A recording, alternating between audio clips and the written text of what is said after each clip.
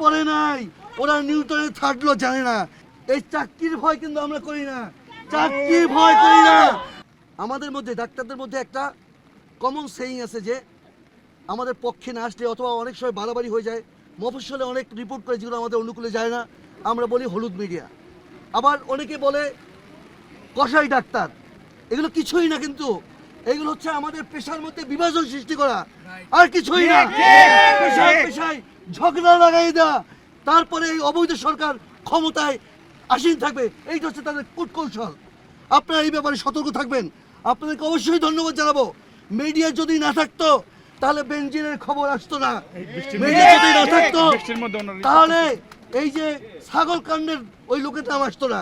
Media আছে বলেই কিন্তু আজকে কোথায় কত মানুষ খুন হচ্ছে, রাজধানী হচ্ছে, কে টিভি অফিসে যাচ্ছে, কে ঘুমোচ্ছে, এই খবরগুলো আসতেছে। Salute to you all the medias.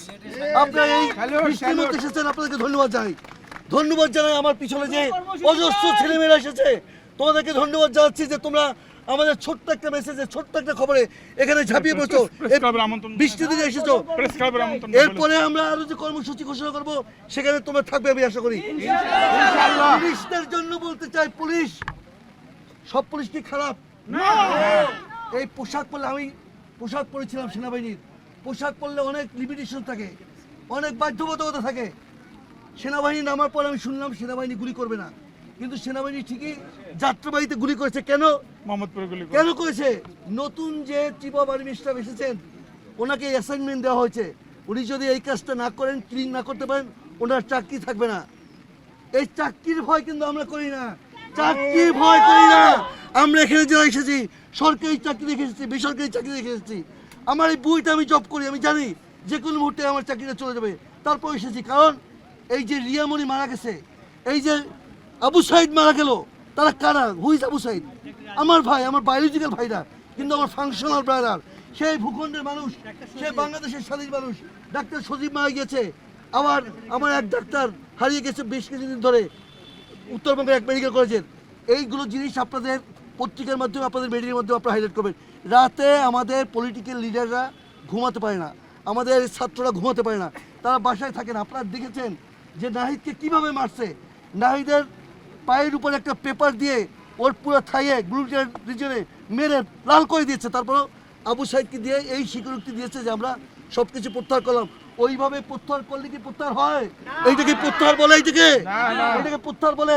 Sheikh হাসিনার যারা বুদ্ধি দেয় ওরা ডাফার, ওরা মেন্টালি রিটার্ডেড। সে একটা রিটার্ডেড প্রধানমন্ত্রী, আর ওর বুদ্ধিজীবী যারা তারাও রিটার্ডেড। ওরা একটা ফুটবলকে পানির নিচে নিচ্ছে নিচ্ছে নিচ্ছে, ফুটবল কি পানির নিচে থাকবে?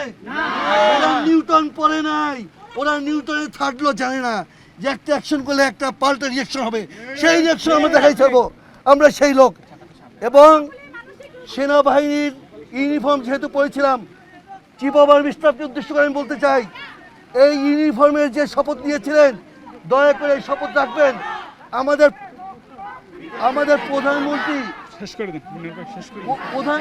প্রধানমন্ত্রী যেদিন চায়না থেকে এসেছেন, উনি বললেন যে 18 সালে আমি রাগ